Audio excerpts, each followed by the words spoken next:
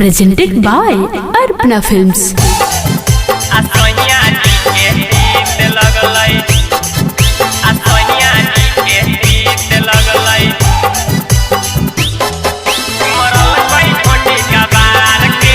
Arpana Recording Studio, Nalanda. साग बनलिए भात बनलिए दलिए फोरन जार के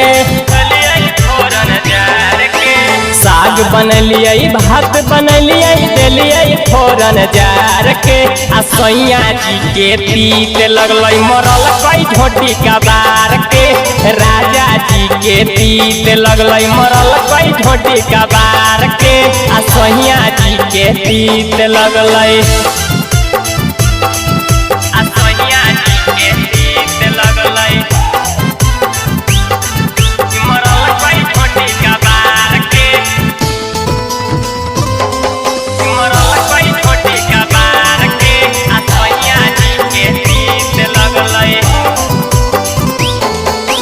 भैया के बोला के चले जेबे तवार के भैया के बोला के चले जेबे तवार के आ कर ले लगन देखी दोसर भातार गे आ कर ले लगन देखी दोसर भातार गे आ कर ले लगन देखी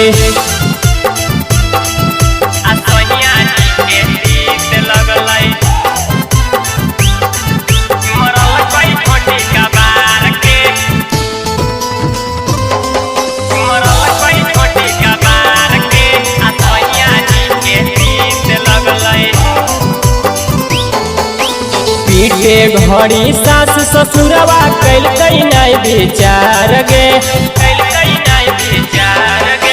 पीटे घड़ी सास ससुरवा कैल नहीं विचार गे आ पीने निर्मल छोटे धर्मेंद्र मरल कई साड़ी फार के आ पीने निर्मल छोटू छलिया मरल कई साड़ी फार के पीने निर्मल छोटू छलिया।